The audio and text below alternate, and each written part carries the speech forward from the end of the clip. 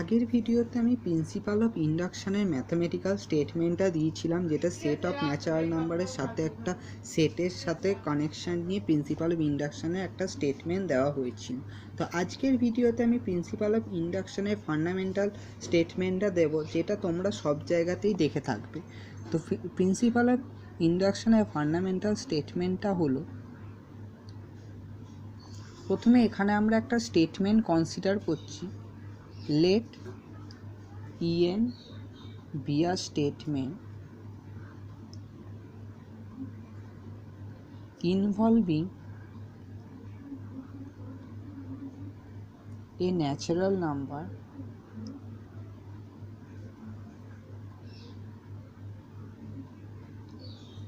n।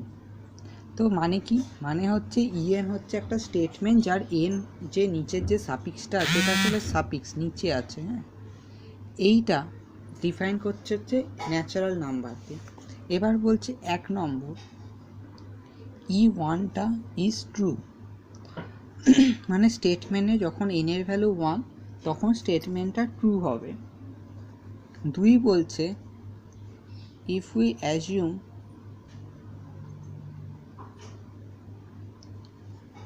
that ek is true for some k belongs to natural number, then ek plus 1 also true। মানে যদি আমি assume করে নিই যে n এর ভ্যালু k এর জন্য এই স্টেটমেন্টটা ট্রু, তাহলে k এর ভ্যালু k প্লাস 1 এর জন্য এই স্টেটমেন্টটা ট্রু হবে। And then en is true for all natural number। তার মানে দেখো স্টেটমেন্টটা খুব সিম্পল, আর এটা নিয়ে আমরা এর আগে একটা ভিডিওতে এক্সাম্পল দিয়েছিলাম। আজকে যা স্টেটমেন্টটা তুলছি, যে প্রথমে বলছে যে en একটা স্টেটমেন্ট আমরা ধরে নিচ্ছি যার n হচ্ছে একটা ন্যাচারাল নাম্বার। এবার n এর ভ্যালু যখন 1 হবে তখন হচ্ছে কি e1টা ট্রু। আমরা ধরে নিচ্ছি যে n এর ভ্যালু k এর জন্য স্টেটমেন্টটা ট্রু। দেন আমরা দেখতে পাচ্ছি যে n এর ভ্যালু k প্লাস 1 এর জন্য স্টেটমেন্টটা ট্রু হচ্ছে। যদি এই দুটো কন্ডিশন স্যাটিসফাই করে যায় তাহলে আমরা বলবো en is true for all natural number. এবারে প্রুফটা যখন আমরা ঢুকবো তার জন্য আগের ভিডিওটা খুবই ইম্পর্টেন্ট। তো প্রুফে আমি ফার্স্টেই একটা সেট কনসিডার করব। দেখো এগুলো ম্যাথমেটিক্যাল প্রুফ এইভাবেই হয়।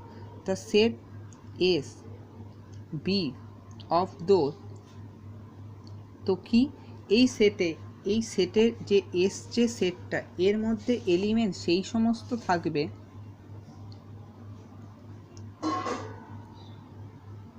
সেই সমস্ত ন্যাচারাল নাম্বার ওই সেটে থাকবে যার জন্য for which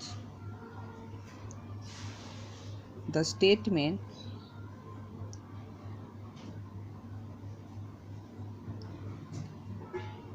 en is true। তার মানে কি বলতে চাইছে যে এস সেটের মধ্যে সেই সমস্ত ন্যাচারাল নাম্বার থাকবে যার জন্য enটা ট্রু হবে। এবার দেন তাহলে এস এর মধ্যেও কিছু প্রপার্টি থাকবে। দেন এস হ্যাজ দ্য প্রপার্টি এক, কি বলছে 1 যদি বিলং করে এস, যেমন এখানে আছে e1 is true. 2 k plus 1 belongs to s whenever k belongs to s।